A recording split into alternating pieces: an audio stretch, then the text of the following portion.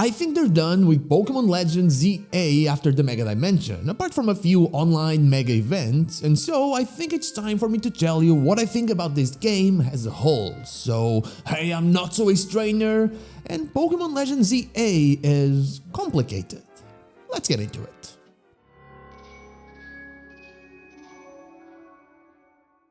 Pokémon Legends Z-A is the latest entry in the Pokémon main series and the second Pokémon Legends game we ever got after Pokémon Legends Arceus. With the latter being generally very loved by the community, it had quite a bit to live up to.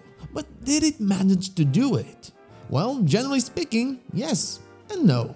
Pokémon Legends Z-A had a lot of naysayers from the beginning due to two different things. The game happens entirely within Lumiose City, so you can't explore the Kalos region as a whole, and the battles were no longer turn-based but actually real-time. Because of this, it's fair that we begin by addressing these 2 points. Before going any further, I just want to say that I won't talk about the performance because, to be fair, the game runs perfectly on Switch 2 as it was supposed to, and it runs surprisingly better than I thought it would on Switch 1. Don't get me wrong, it struggles, but it doesn't struggle as much as I thought. It is 100% playable. As for how the game looks, it looks better than Scarlet and Violet, which is a very good thing, but I know they can do better. Still, that doesn't matter much to me, and this is my review, so onward to more important things. Starting with the setting, Lumiose City is big. It is really big. I have played the game for a lot of hours and I still get lost within the city almost all the time if I don't fast travel. It actually does feel like an actual huge real-world city. It has secret places and secret people, and it's the first time we're actually experiencing something like that in a Pokémon game to this scale. But it actually feeling like a city also works against it. It is repetitive, a word that will become very common throughout this review. While some of the wild zones create some variety in the grey concrete of the city, like Wild Zone 12 and eventually Wild Zone 20, most of them simply blend into the dullness of what a city landscape is. Still, while not the most appealing thing to the eye, exploring it is fantastic because of how many twists and turns and rooftops you can move through with the use of Rotom Phone parkour. I don't like that we don't have rides, Pokémon rides, but I do understand that they don't fit the concept of the city. The addition of the sewers was also a great decision by them, especially making them very labyrinth-like, which satisfies that good old need for actual caves in Pokémon games. Something we haven't seen in a long time. I can't deny that it wasn't as bad as I thought it would be, but I still felt like leaving from time to time. But there was quite a lot of stuff to do there, stuff to keep me entertained, and one of those things was the other thing that people were worried about, the real-time battles. And let me be honest, they hit the mark with those. I honestly believed this would be an absolute mess. Maybe I trust Game Freak less now than I did before, but I really felt like these battles would end up with all kinds of glitches and bugs, game-breaking experiences, and a clunky mess overall. What happened was quite the opposite. They are made in a way where they just feel natural. The choice of buttons for targeting and using moves is comfortable, and the toggle between trainer actions and Pokémon actions by targeting is also just something that makes the whole concept a breeze to learn and get used to. Which in turn made it so rogue mega battles, which are reminiscent to the noble battles in Pokémon Legends Arceus, became something that could be done by players of any level. The cooldowns being tied to speed make a lot of sense, letting you use specific moves to aid you in lowering them, and also plus moves are one of the best decisions they've made. Mega Evolution is limited, you have only a close roster of Pokémon that can use it, and they have to be Pokémon that are not able to evolve. With plus moves, you are able to use any Pokémon you have, Mega Evolved or not, to actually deal powerful damage in battle, using that same energy that you charge in order to Mega Evolve. All of this together also created the perfect environment for online battling, with the ZA Battle Club honestly being pretty fun. I'll be the first to admit that I didn't do a lot of it, but the times that I did, it was super fun. So the plus moves solved the problem that I had with Mega Evolution, while the real-time battle solved the problem that I had with Pokémon Legends Arceus. The freedom of movement and catching is awesome, but having to stay mostly stationary during a battle, it kinda breaks the whole flow of things. Here you don't have that problem, you're constantly on the go. Even against trainers, things are pretty smooth, which is needed because you have to battle trainers. You have to battle a lot of trainers. Before we talk about why you have to battle a lot, let me just say that a tutorial that lasts for over 1 hour has no place in modern gaming. Even on the second playthrough, it took me over 1 hour to get to the point where I'm not following directions and can just freely roam through the city. Until then, it's just do this, do that, don't go there, don't do that. It is boring. That needs to change in the future 100%. But anyway, the premise of Pokémon Legends Z-A is that you will battle from rank Z to rank A in order to have a wish granted.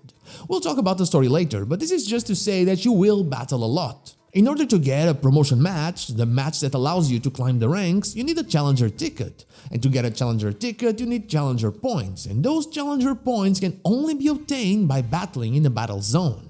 As your rank gets higher, so does the amount of points that you need in order to get a challenger's ticket, which creates a gameplay loop that isn't necessarily one that's filled with variety. The best part is that they realize this, and so you climb from rank V to rank F instantly at a certain point in the game. This was a great decision because the feature would just feel more repetitive than it felt already. There were just a lot of battles that you had to do, the trainers were basically the same, the setting was always the same, and I can't deny that it helped that the battles were fun, but I got to the endgame after all those battles, especially with that 1000 battles for the research for Mabel, and I thought to myself, this is too much battling, too much grinding. But of course, the battling was done in order for you to progress through the story, and at least in the main game, it was good, it was very good.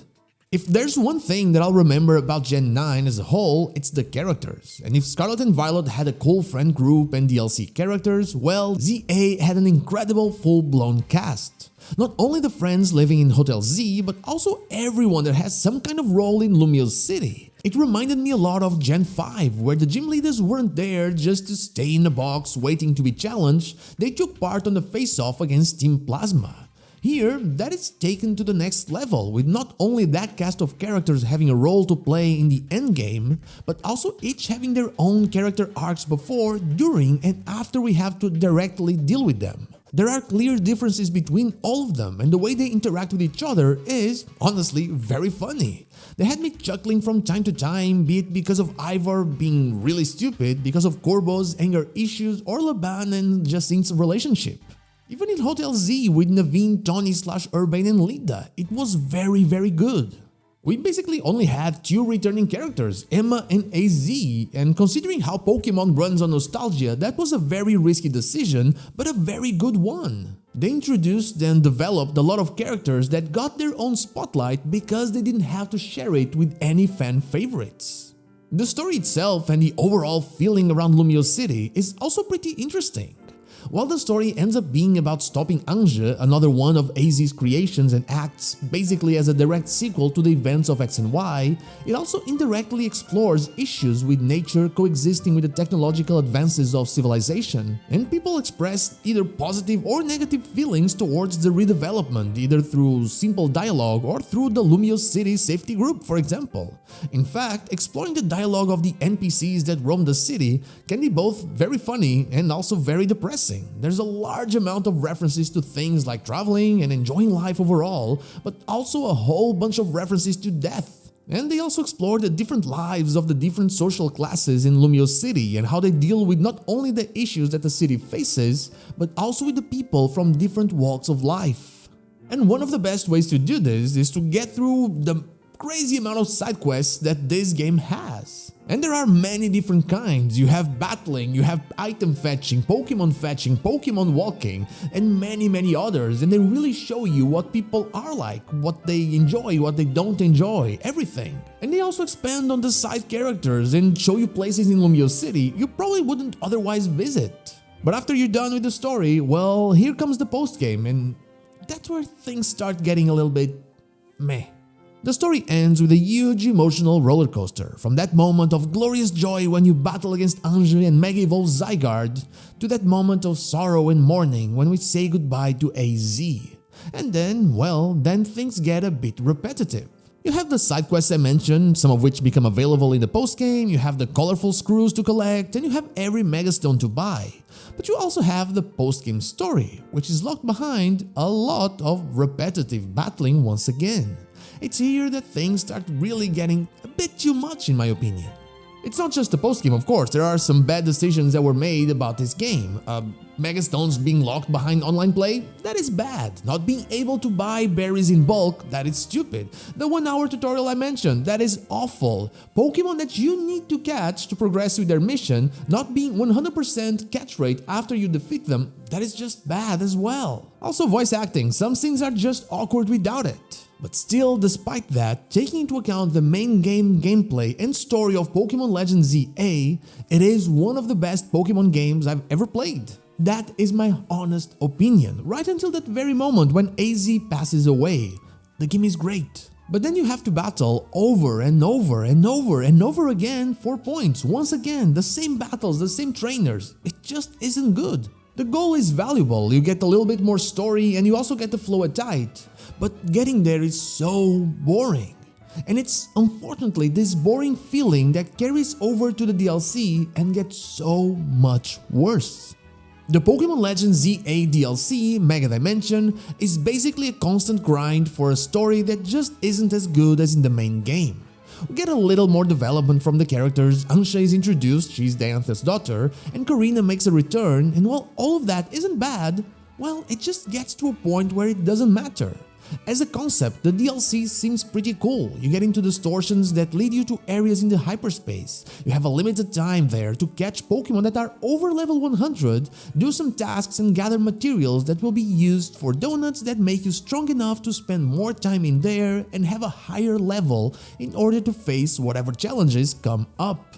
That alone will be fine, but then you have to grind for points. You have to really grind for a lot of points. And you need to do it in order to progress the story, or else you're just there, grinding. It is unlike any other grind I've ever seen in a Pokemon game. I like the new megas introduced in the DLC, I like the rogue mega battles, I love the fact that we have the opportunity to catch mythical Pokemon that we could never catch in any game before. Going against Primal Groudon and Primal Kyogre and also Mega Rayquaza in those arenas was such a nice throwback. But it all just loses its glow when I think about all the boring, mindless grinding that I had to do in order to simply have the chance to battle them. And this is what ultimately ends up staining the game as a whole to me.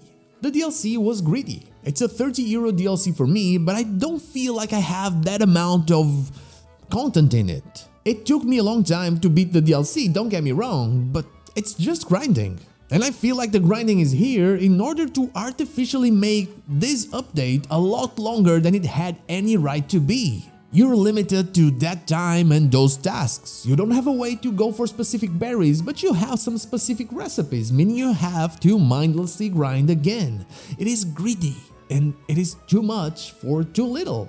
I loved Pokémon Legends Z-A, but I wasn't a fan of the Mega Dimension DLC at all.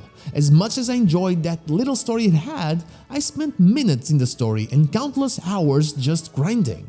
There was nothing new to explore, as even the hyperspace was just bits of Lumiose City. It really was just grinding. And even after you beat the main story and even the post-game story, well, it's all just grinding again with a special scan feature because it costs 25k points to use it again. And if you're going for specific things, well, there's no resetting that. And this is my problem with Pokémon Legends Z-A. I almost look at it as two completely different games, but ultimately I can't. If you ask me, should I get Pokémon Legends Z-A, I'll go like, yeah, get it. The game has a fun story, cool characters, it is a bit grindy for sure, but it really is worth it. But if you ask me, should I get the DLC as well, I'll probably go, maybe not, maybe just skip that part, maybe you're fine without it. I would probably give Pokémon Legends Z-A, the main game, an 8 out of 10 because I do prefer an actual region instead of a big city, so if this game was outside and let us go outside, it would probably go to a 9 and maybe a 9.5, but to the DLC, I kinda would give it a 4 out of 10. I do like the story beats, but it's so boring to get to them, and unfortunately that's most of the DLC. Overall, I'd say that Z-A plus DLC, it's a 7 out of 10 for me, which isn't bad of course, but it could be so much better. Please Game Freak, no more grinding like this, just no more mindless grinding, just make it fun, make the grinding fun. But anyway, how do you feel about Pokemon Legends Z-A? Let me know in the comments down below, and that is all I have for you today. Thank you so much for watching, and I'll see you all on the next one. But before I go, I want to thank my YouTube members Good Old Deo and Sean Speak, and my Twitch subscribers and newbies here, Zanes222, Lazarix, and the Dr. Joe. Thank you so much for all of your support.